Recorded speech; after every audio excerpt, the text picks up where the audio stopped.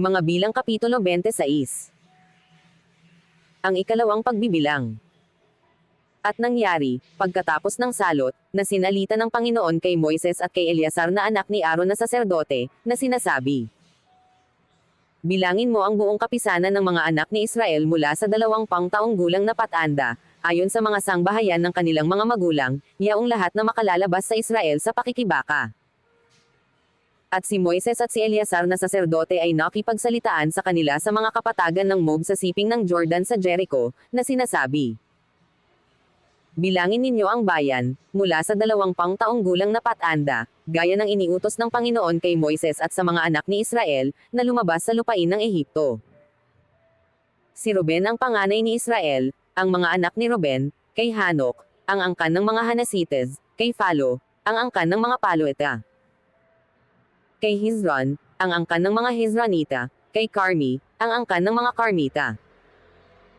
Ito ang mga angkan ng mga Robnita, at yaong nanggabilang sa kanila, ay 43,730. At ang mga anak ni Phalo, ay si Eliab. At ang mga anak ni Eliab, ay si Nemiel, at si Dathan, at si Abiram, ito yaong Dathan at Abiram, na tinawag sa kapisanan na siyang ang nagsilaban kay Moises at kay Aaron, sa pulutong ni Kor, nang sila'y lumaban sa Panginoon. At ibinuka ng lupain ang kanyang bibig, at nilamon sila pati ni Kor, nang mamatay ang pulutong na yaon, noong panahong lumunin ng apoy ang 250 tao, at sila'y naging isang tanda. Gayon may hindi namatay ang mga anak ni Kor. Ang mga anak ni Simeon ayon sa kanilang mga angkan, kay Nemiel, ang angkan ng mga Nemielita, kay Jaman, ang angkan ng mga Jaminita, kay Jakhin, ang angkan ng mga Hachinita. Kay Zira, ang angkan ng mga Ziraita, kay Sol, ang angkan ng mga Solita. Ito ang mga angkan ng mga Simeonita, 22,200. Ang mga anak ni Gad ayon sa kanyang mga angkan, kay Zephon, ang angkan ng mga Zephonita, kay Agi, ang angkan ng mga Agata, kay Suni, ang angkan ng mga Senita. Kay Ozni, ang angkan ng mga Oznata, kay Eri, ang angkan ng mga Erita. Kay Erod, ang angkan ng mga Erodita, kay Ereli, ang angkan ng mga Arlita. Ito ang mga angkan ng mga anak ni Gad ayon sa nanggabilang sa kanila 4,500. Ang mga anak ni Juda, ay si at si Onan, at si at si Onan ay nangamatay sa lupain ng Canaan. At ang mga anak ni Juda ayon sa kanyang mga angkan, kay Sela, ang angkan ng mga Selaita, kay Fers, ang angkan ng mga Fersita, kay Zira, ang angkan ng mga Ziraita. At ang mga naging anak ni Fers, kay Hezron, ang angkan ng mga Hezronita, kay Hamal, ang angkan ng mga Hamalita. Ito ang mga angkan ni Juda ayon sa nanggabilang sa kanila, 76,500. Ang mga anak ni Issachar ayon sa kanilang mga angkan, kay Thola, ang angkan ng mga Theleta, kay Pua, ang angkan ng mga Puanita. Kay Jaseb, ang angkan ng mga Jasubita, kay Simron, ang angkan ng mga Simronita. Ito ang mga angkan ni Issachar ayon sa nanggabilang sa kanila, 64,300.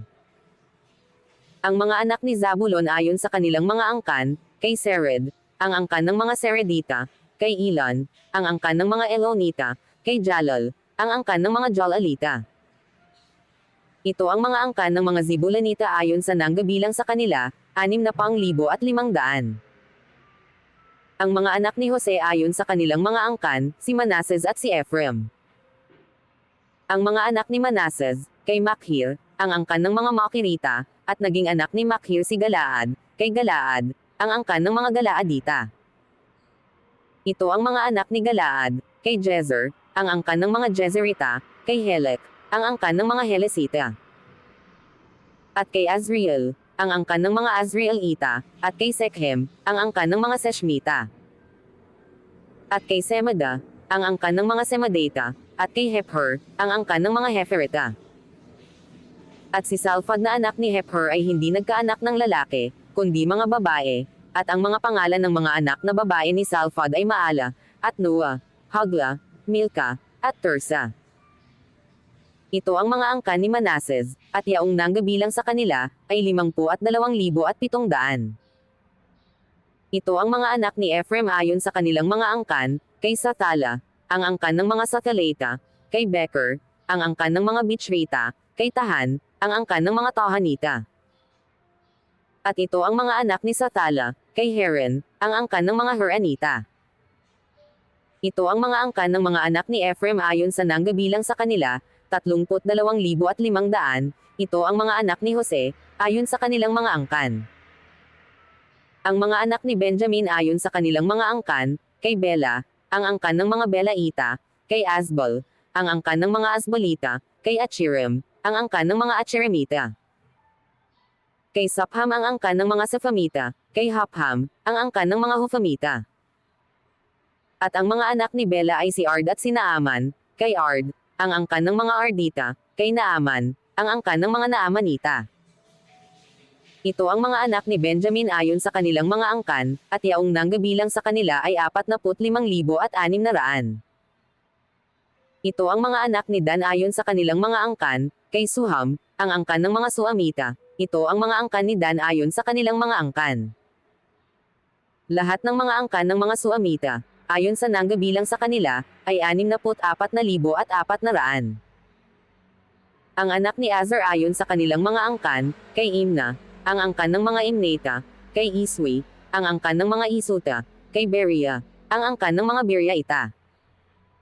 Sa mga anak ni Beria, kay Heber, ang angkan ng mga Hebrita, kay Malchil ang angkan ng mga Malchialita. At ang pangalan ng anak na babae ni Azer ay si Serah.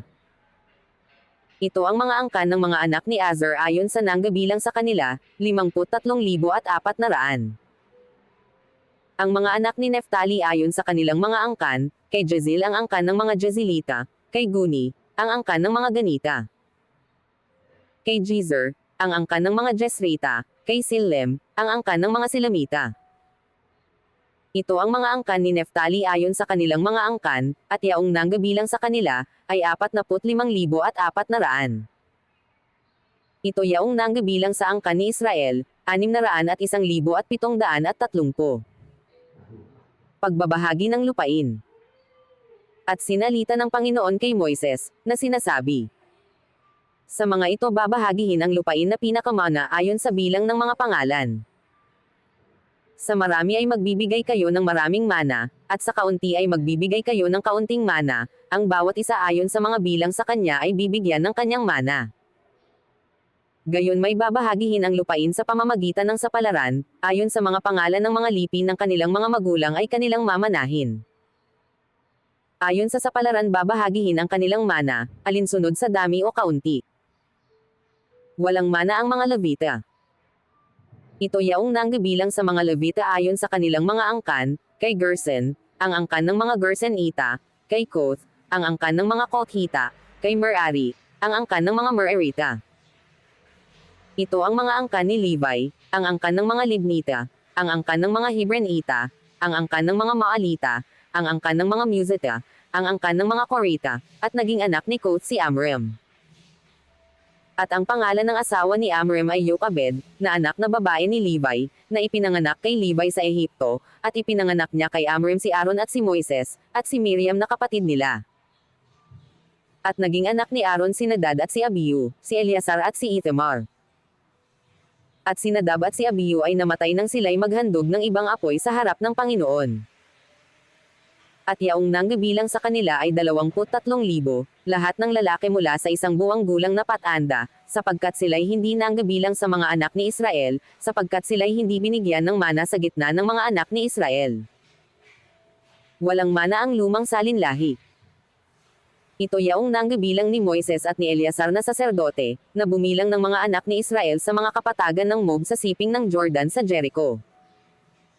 Ngunit sa mga ito ay walang tao sa kanila, na ibinilang ni Moises at ni Aaron na saserdote, na bumilang ng mga anak ni Israel sa ilang ng Sinai. Sapagkat sinabi ng Panginoon tungkol sa kanila, sila'y mamamatay na walang pagsala sa ilang, at walang natira kahit isang tao sa kanila, liban kay Caleb na anak ni Jephon, at kay Josue na anak ni Nun.